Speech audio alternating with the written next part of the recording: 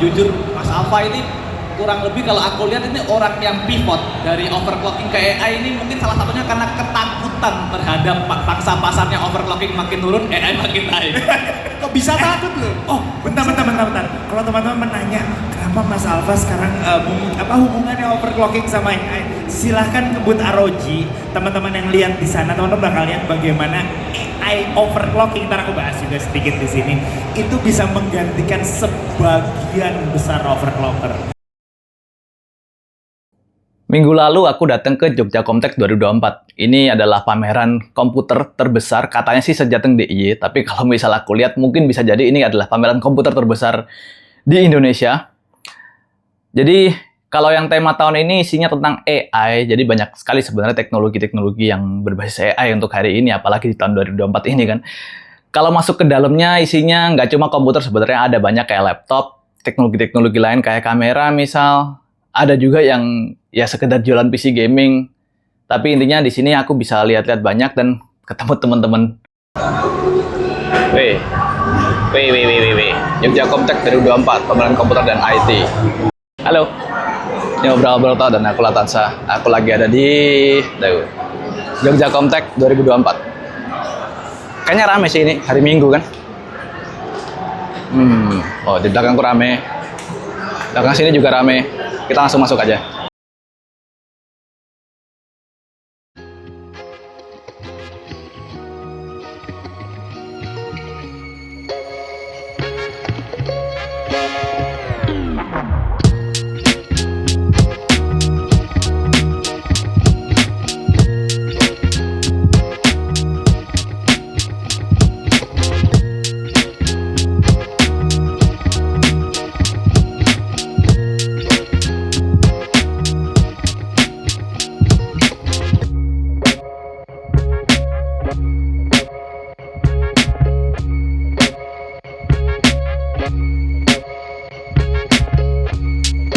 Jogja Comtech ini berlangsung selama 5 hari, jadi dari Sabtu, Minggu, Senin, Selasa, Rabu. Aku cuma datang yang Sabtu, Minggu, sama Senin, soalnya habis itu harus kerja. Itu pun Senin aku harus izin soalnya buat ngisi acara.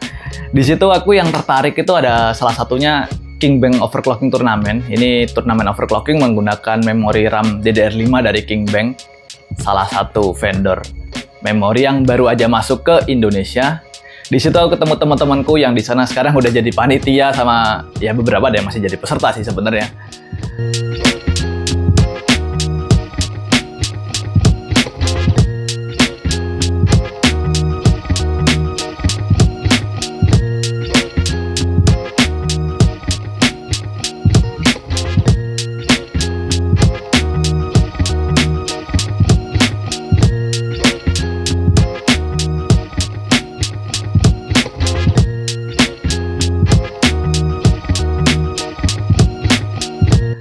Habis itu, aku ke booth-nya ROG karena di situ ada ROG AI Overclocking Challenge. Jadi kita harus ngeset PC yang ada di situ untuk overclocking mengalahkan AI overclocking-nya yang ada di BIOS. Di situ aku ketemu Alfa dan aku juga scoring beberapa. Ya, nggak sampai ngalahin AI tapi lumayan lah ya. Ini di booth-nya Asus nih, booth-nya ROG. Wih, ada Pak Alfa Jonathan. Halo Pak. Halo Bapak. Halo. Saya mau dong. Silakan. Tunggu yang ini. Satu lagi Pak. Ini ngapain ceritanya? Jadi di sini overclocking itu sebetulnya biasanya kita harus nyari frekuensi sendiri, voltase sendiri, belum lagi untuk semua core yang ada di sistem. Sekarang ada sebuah sistem, sebetulnya udah lama sih dari 2018-2019, namanya ya overclocking. Jadi dia memberikan prediksi. Ini bisa di overclocking berapa? Dulu. Ini ya overclocking jaraknya sekitar 100 sampai 200 MHz dari istilahnya mentok atasnya dia. Sekarang ini segitu dekatnya. Sampai ini sistem ya overclockingnya belum bisa dikejar sama rata-rata orang yang nyoba di sini, overclocker manusia yang nyoba di sini. Jadi ya sedikit mengerikan ya overclockingnya kali ini. Jadi ya masih berharap apakah ada manusia yang bisa mengejar overclockingnya dalam 20 menit kurang lebih. Ya udah, ntar aku coba ya. Ya siap. Oke, habis ini skornya keluar harusnya dalam beberapa detik lagi. Yang mana kita lihat? Mari kita lihat.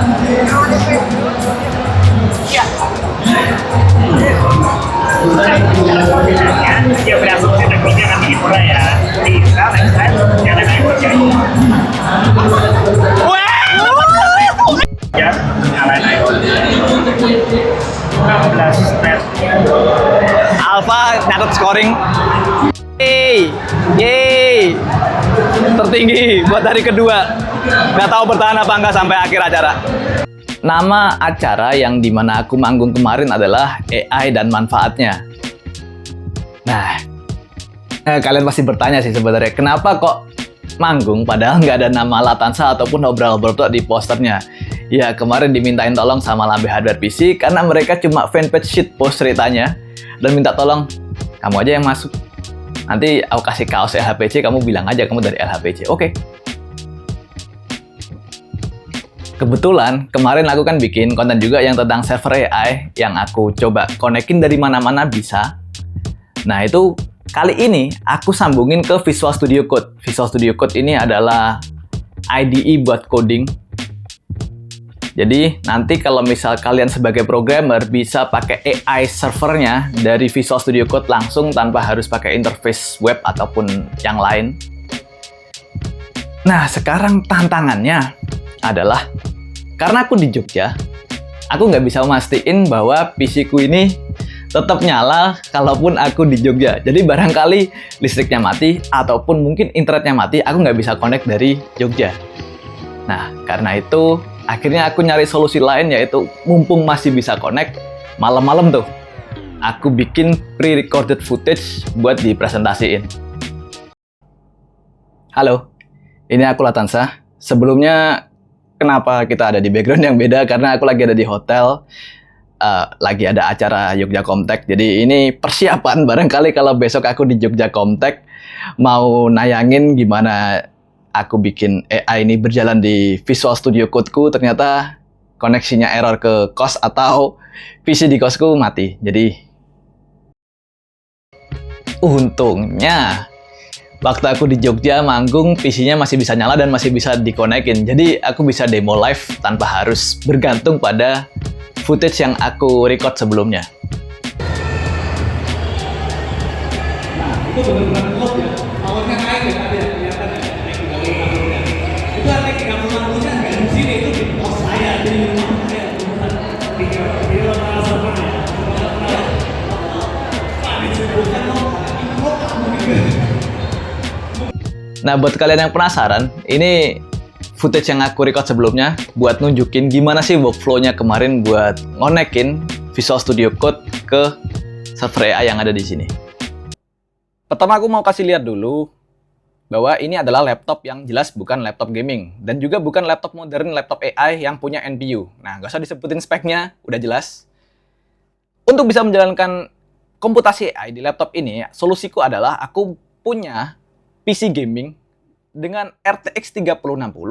Nah, ini yang aku konekin, ya namanya Slow Motion Aurora PC, yang aku konekin ke jaringan Tailscale. Slow Motion Aurora PC nih. Nah, jaringan Tailscale. Dengan ini aku bisa konekin ekstensi Privy yang ada di VS Code-ku, Slow Motion Aurora PC, untuk bisa menggunakan AI yang ada di PC-ku. Modelnya untuk autocomplete adalah DeepSeek-Coder. Untuk yang chatnya aku pakai Qwen 2,5. Sekarang kita langsung demo aja. Coba. Ini aku ada comment. Jadi aku nanti akan minta AI-nya untuk autocomplete. Bikinin aku code buat sesuai dengan komen yang ada di atas. Oke, coba. Wih, ada dong, bisa dong. Mari kita save, tap. Itu buat autocomplete. Oke, autocomplete nggak selalu bener. Barangkali dia mintanya, kita mintanya sederhana tapi dibikininnya jadi lebih rumit. Nah, kayak gini misal terlalu rumit ya, kita tanya deh ke AI-nya. Ini apa sih artinya? Explain code lah. Nah, ada penjelasannya. Gitu ya. Sekarang fungsi lain, barangkali aku mau bikin, nah aku bikin code-nya, ada error.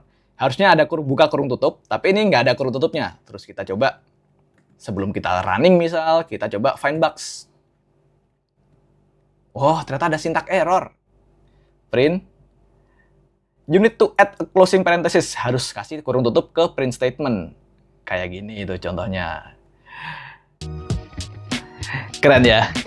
Ya, kemarin nggak cuma aku tunjukin doang, tapi ada beberapa dari penonton yang aku minta buat cobain. Ini masnya dari Mechatronica UNJ kalau nggak salah.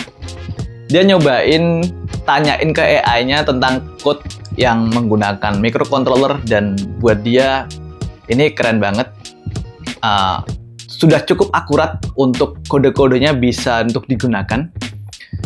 Nggak cuma dari masnya aja, tapi juga dari Pak Adrian selaku Country Manager NVIDIA yang kemarin satu panggung sama aku juga bilang bahwa ini keren banget. Server yang kita konekin secara terbatas pakai, ya tadi aku pakai Telescale itu kayak VPN kayak gitu. Ini saya suka sih konsep local server ya. Aku merasa seneng banget kemarin bisa satu panggung sama Alpha Jonathan yang kalian udah tahu siapa, Pak Adrian Lesmono yang Country Manager NVIDIA, Country Manager loh, itu yang paling tinggi lah gambarannya. Sama Mas Sunu selaku praktisi AI, itu engineer AI beneran, dia bikin script buat training dan lain-lain. Ya, engineer beneran, nggak kayak saya yang engineeran. Sama terima kasih juga sama Mas Aji Prihantoro selaku Lambe Hardware PC yang ngajakin saya satu panggung sebagai perwakilan dari Lambe Hardware PC.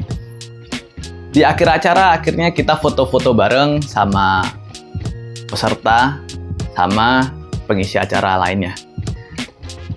Terima kasih lagi kepada mereka, orang-orang hebat, dan terima kasih juga kepada Adkom Jogja yang memungkinkan saya bisa datang ke acara itu, nggak cuma nonton tapi juga bantuin ngisi.